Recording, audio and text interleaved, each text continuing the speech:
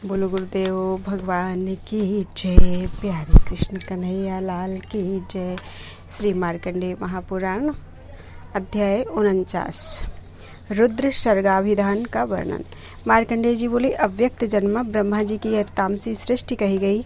अब रुद्र सर्ग का विषय कहता हूँ, सुनो।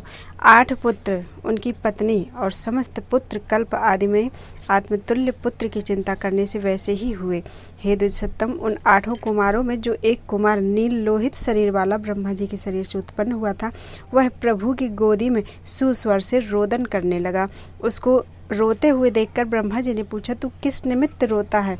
कुमार ने कहा, हे जगतपते, मुझको नाम प्रदान कीजिए। ब्रह्मा जी बोले, तुम्हारा रुद्र नाम हुआ। अब मत रो, धैर्य धारण करो। ब्रह्मा जी के इस प्रकार कहने पर कुमार 7 बार फिर रोया। हे द्विज, तब क्रमानुसार उसको और भी 7 नाम प्रदान किए गए।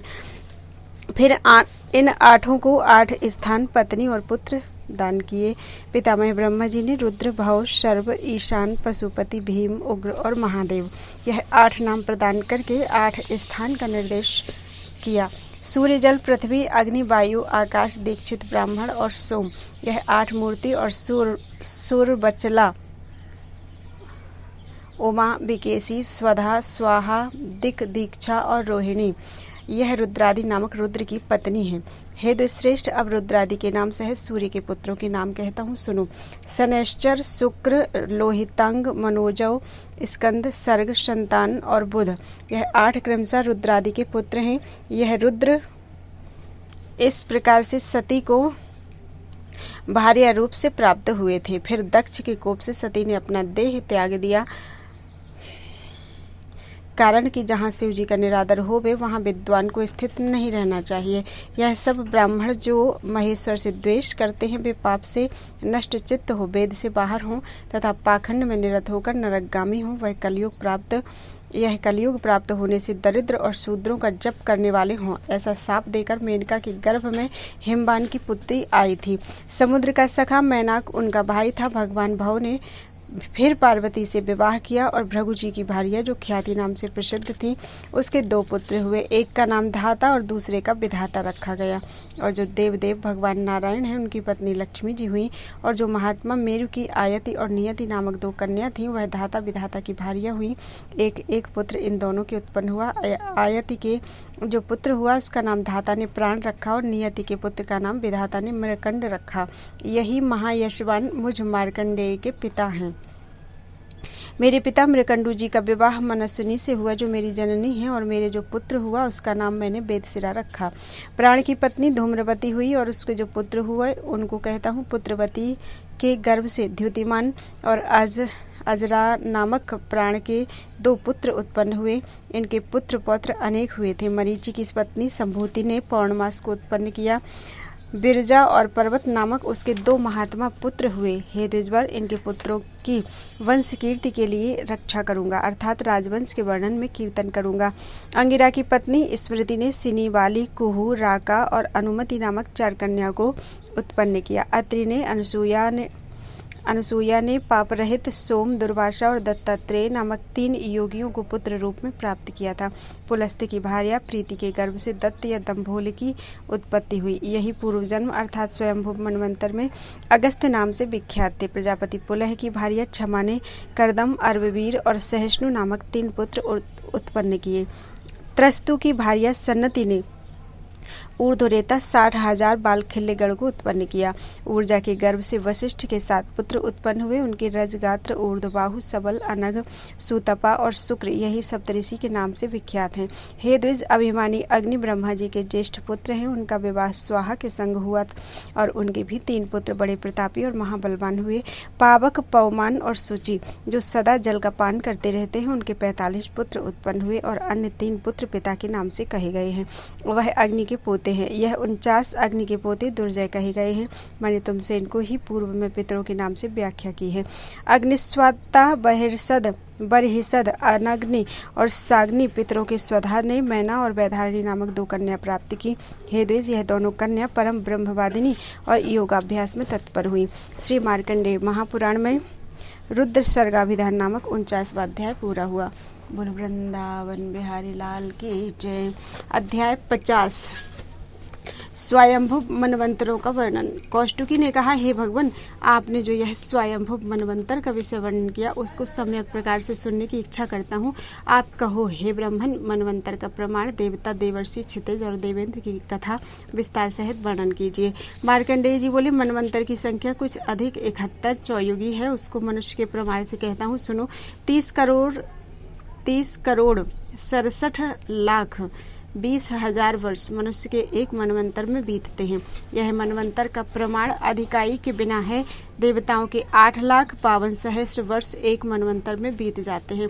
पहला मनु स्वयंभुव, दूसरा स्वारोचित, औत्तम, तामस, रैवत और चाक्षुष, यह 6 मनु बीत गए हैं। इस समय वैवस्वत मनु वर्तमान है और पंच सावर्णी, रौच्य और औत्य यह आगामी है, अर्थात अब आगे आवेंगे। इनका संपूर्ण वृत्तांत मनवंतरों के वर्णन में विस्तार सहित आपसे कहूंगा। हे ब्राह्मण, देवता, ऋषि, इंद्र और पितर जो मनवंतरों में होते हैं उन सबकी उत्पत्ति और संग्रह संतान सहित वर्णन करता हूँ, आप सुनिए। और उन महात्मा पुरुषों की जो स्थान तथा जो संतान उत्पन्न हुई है वह भी कहता हूँ। स्वयंभुव मनु के 10 पुत्र उत्पन्न हुए, वह सब उनके ही समान थे, जिन्होंने सप्त द्वीप वाली सपर्वता, समुद्रा और आकर खान अर्थात आकर माने खान बती इस पृथ्वी को वर्षों में विभक्त किया। पूर्व में स्वयंभुव के पौत्रों ने भी ऐसा ही किया था। कर्दम प्रजापति की प्रजावती नामक महाभागा कन्या के गर्भ में और प्रियव्रत के औरस से 10 पुत्र और 2 कन्याओं ने जन्म ग्रहण किया। इन दोनों कन्या ने सम्राट और कुक्षी नाम धारण किया था और उपरोक्त 10 भ्राता मशहूर और प्रजापति के समान हुए। उन 10 के नाम आग्नेन्द्र, मेधातिथि, वपुष्मान, ज्योतिष्मान, द्युतिमान, भव्य और सवन। हे महाभाग, इनमें सबसे छोटे मेधा, अग्निबाहु और मित्र, इन तीनों ने जातिस्मर होने से राज्य नहीं किया, वरन योग परायण हुए। तब शेष उन 7 पुत्रों को राजा प्रियव्रत ने 7 द्वीपों का राज्य दिया और वह लोग भी धर्म सहित 7 द्वीपों का राज्य करने लगे। अब मैं उन द्वीपों का नाम भी वर्णन करता हूँ, अर्थात राजा प्रियव्रत ने आग्नेन्द्र को जम्बू द्वीप का राजा किया और मेधातिथि को प्लक्ष द्वीप का राज्य दिया। फिर वपुष्मान को सालमली द्वीप का, ज्योतिष्मान को कुश द्वीप का, द्वितीयमान को क्रौंच द्वीप का और भव्य को शाक द्वीप का राजा किया। सवन नामक पुत्र को पुष्कर द्वीप का अधिपति किया। तब इन पुष्कराधिपति सवन के मेधावी और धातकी नाम के 2 पुत्र उत्पन्न हुए। तब उन दोनों पुत्रों को महाराज सवन ने पुष्कर द्वीप के 2 भाग करके बांट दिए और शाक द्वीप के राजा भव्य के 7 पुत्र हुए। उन सब के नाम वर्णन करता हूँ। जलद कुमार, सुकुमार, मणिवक, कुशोत्तर, मेधावी और 7वां महाद्रुम नाम हुआ। तब शाक द्वीप के 7 भाग करके उस राजा ने 7 पुत्रों को दे दिए। वह शब्द हुए, उनके नाम भी कहता हूँ। कुशल, मनुग, उष्ण, आकार, अर्थकारक, मुनि और 7वां दुंदुभि नामक हुआ। इन 7 नामों के अनुसार क्रौंच द्वीप के भी 7 भाग हुए थे। ज्योतिष्मान ने सप्त पुत्रों के नामानुयायी सप्तवर्ष का कुश द्वीप में विभाग किया, वहां भी 7 वर्ष बनाए गए। उनके नाम मुझसे सुनो। उनके नाम है उद्भिद, वैष्णव, सुरथ, लंबन, धृतिमान, प्राकर और कपिल। और सालमली द्वीप का जो वपुष्मान राजा था उसके भी 7 पुत्र उत्पन्न हुए। उनके नाम श्वेत, हरित, जीमूत, रोहित, वैद्युत, मानस और 7वां केतुमान हुआ। इन्हीं के नाम से वह सालमली द्वीप भी सप्तभाग होकर वर्ष के नाम से प्रसिद्ध हुआ। और जो मेधातिथि प्लक्ष द्वीप का नरेश्वर था उसके भी 7 पुत्र हुए। तब इसने भी अपने 7 पुत्रों को प्लक्ष द्वीप के 7 भाग करके दे दिए और इन्हीं नाम सबके नाम से वर्ष विख्यात हुए। उनके नाम साकभव, शिशिर और सुखोदय, आनंद, शिव, क्षेमक और ध्रुव तथा प्लक्ष, सालमली, कुश, क्रौंच और शाक इत्यादि इन 5 द्वीपों में और इनके विभागों में सदा वर्णाश्रम का धर्म बना रहता है तथा नित्य स्वभाव से ही वहाँ हिंसा विधि वर्जित है, अर्थात हिंसा नहीं होती। और हिमालय को छोड़कर जो किम पुरुषादि वर्ष हैं उनमें सुख, पूर्णायु, रूप, बल और धर्म सदा बना रहता है। हे द्विजोत्तम, संपूर्ण धर्म इन 5 द्वीपों में साधारण है। जिन अग्निन्द्र को उनके पिता ने जम्बू द्वीप प्रदान किया था उनके प्रजापति के समान 9 पुत्र उत्पन्न हुए। ज्येष्ठ का नाम नाभि, दूसरे का किम पुरुष, तीसरे का हरि, चौथे का इलाव्रत, 5वें का रंप, छठे का हिरण्य, 7वें का कुरु, 8वें का भद्र और 9वें का नाम केतुमाल है। इन सब के नामानुसार वर्ष का भी विभाग हुआ है। हिमालय के अतिरिक्त जिनको किम पुरुष कहते हैं उनको स्वभाव से सिद्धि ही बिना ही यत्न किए सुख लाभ होता है।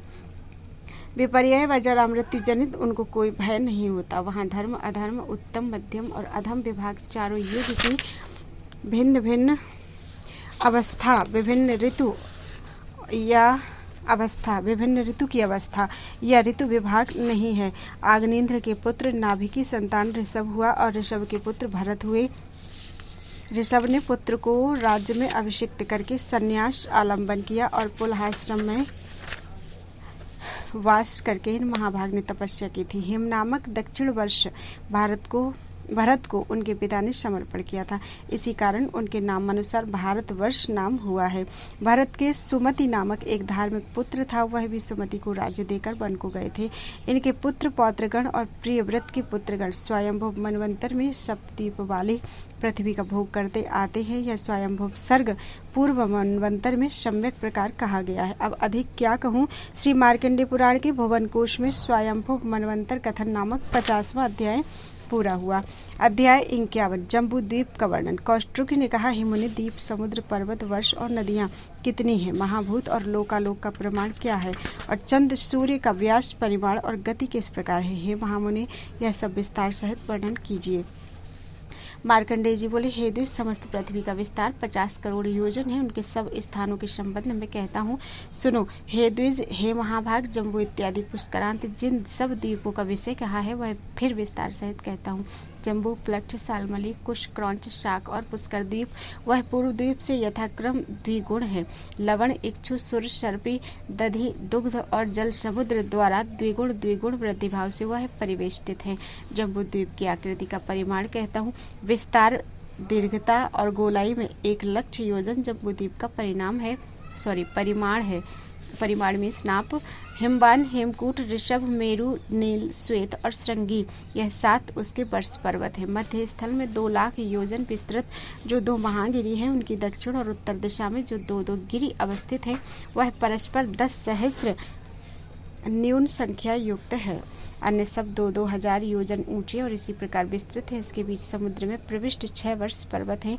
यह पृथ्वी उत्तर दक्षिण में नीची व मध्य स्थल में ऊंची और चौड़ी है। 3 वर्ष उत्तर में और 3 दक्षिण में जाने। इन दोनों के बीच में इलावृत्त वर्ष अर्धचंद्राकार से अवस्थित है। इसकी पूर्व दिशा में भद्राश्व और पश्चिम में केतुमाल है। इलावृत्त के मध्य स्थल में कनक पर्वत सुमेरु है। इस महापर्वत की ऊंचाई 84,000 योजन है। 16,000 योजन भूमि में प्रविष्ट और वहां से 16,000 योजन विस्तृत है। इसकी चोटी सराबे के समान 32,000 योजन चौड़ी है। इस गिरि का वर्ण पूर्व की ओर श्वेत, दक्षिण की ओर पीत, पश्चिम की ओर नीला और उत्तर की ओर लाल है। इसकी पूर्वादि 8 दिशा में ब्राह्मण, क्षत्रिय, वैश्य और शूद्रों का क्रमशः वास है। उसके ऊपर पूर्वादि के क्रम से इंद्रादि लोकपालों की और मध्य स्थल में ब्रह्मा की 14,000 योजन विस्तृत सभा शोभायमान है। इसके नीचे 10,000 योजन ऊंचे पूर्व आदि चारों दिशाओं में 4 विस्कंभ पर्वत हैं। उसके नाम मंदार, गंधमादन, विपुल और सुपार्श्व। इन चारों पर्वतों के ऊपर केतु के समान शोभायमान 4 वृक्ष हैं, अर्थात मंदर पर कदम्ब, गंधमादन पर जामुन, विपुल पर पीपल और सुपार्श्व के ऊपर महान बरगद का वृक्ष है। इन पर्वतों का प्रमाण 1100 योजन है। पूर्व दिशा में जठर और देवकूट पर्वत है, वह परस्पर नील और निषद पर्यंत दीर्घ है। मेरु के पश्चिम पार्श्व में निषद और पारियात्र है। पूर्व दिशा के समान यह भी नील और निषद पर्यंत विस्तृत है। दक्षिण दिशा में कैलाश और हिमवान महागिरी है। यह पूर्व पश्चिम में आयत लंबायमान होकर समुद्र में प्रविष्ट हुए हैं। उत्तर में श्रृंगवान और जारुधि है। दक्षिण दिशा के समान यह भी समुद्र पर्यंत विस्तृत है। हे द्विजोत्तम, यही 8 पर्वतों की मर्यादा है, वह मैंने तुमसे कही। और हिमवान तथा हेमकूट आदि पर्वतों का परस्पर में जो 9,000 योजन विस्तार है और मेरु के पूर्व, दक्षिण आदि चारों दिशाओं में इलावृत्त के बीच में यह सब पर्वत है। गंधमादन पर्वत से हाथी के समान जो जम्बू फल पर्वत के शिखर से गिरते हैं, उनकी रसोत्पन्न नदी को जम्बू नदी कहते हैं। इस जम्बू नदी से जम्बू नद नामक स्वर्ण की उत्पत्ति हुई है। हे द्विज शार्दूल, मेरु पर्वत की चारों ओर परिक्रमा करके वह जाम्बू नदी उस जामुन के वृक्ष के नीचे आकर बहती है और वहाँ की वास करने वाले मनुष्य उसी का जल पान करते हैं। भद्राश्व में अश्वशिरा, भारत में कूर्माकृति, विष्णु, केतुमाल में 12 और उत्तर में मत्स्य रूप से नारायण स्थित है। हे द्विश्रेष्ठ, इन चारों पर्वतों में नक्षत्रों, ऋषियों की स्थिति और नक्षत्रों का गमनागमन होता है और ग्रहों का अच्छा बुरा फल भी होता रहता है। श्री मार्कंडेय पुराण में जम्बूद्वीप वर्णन नामक 51वां अध्याय पूरा हुआ। बोलो वृंदावन बिहारी लाल की जय।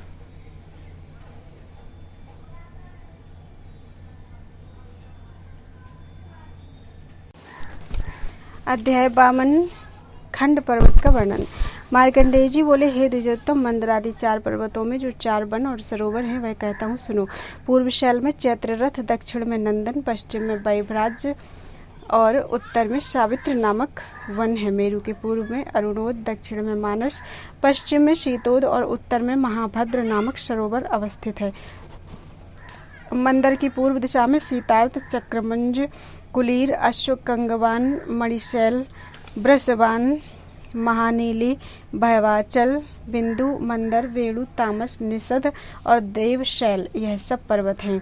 त्रिकूट, शिखर, कलिंग, पतंगक, रुचक, सानुमान, ताम्रक, विशाखवान, श्वेतोदर, शमूल, वसुधार, रत्नवान, एक श्रृंग, महाशैल, राजशैल, पिपाठक, पांचशल, कैलाश और पर्वत श्रेष्ठ हेमवान यह सब महापर्वत मेरु के दक्षिण पार्श्व में स्थित हैं। सुराक्ष, शिशिराक्ष, वैदूर्य, पिंगल, पिंजर, महाभद्र, सुरस, कपिल, मधु, अंजन, कुक्कुट, कृष्णा, पांडुर, सहस्र शिखर, पारियात्र और श्रृंगवान यह मेरु और विस्कंभ की पश्चिम दिशा से बाहर स्थित है। अब उत्तर दिशा के पर्वतों का वर्णन करता हूँ सुनो। शंखकूट, वृषभ, हंसनाभ, कपिलेंद्र, शानुमान, नील, स्वर्णश्रृंगी, सातश्रृंग, पुष्पक, मेघ पर्वत, विरजाक्ष, वराह आदि तथा मयूर और जारुधि। हे ब्रह्मन, यह सब पर्वत मेरु के उत्तर भाग में कहे गए हैं।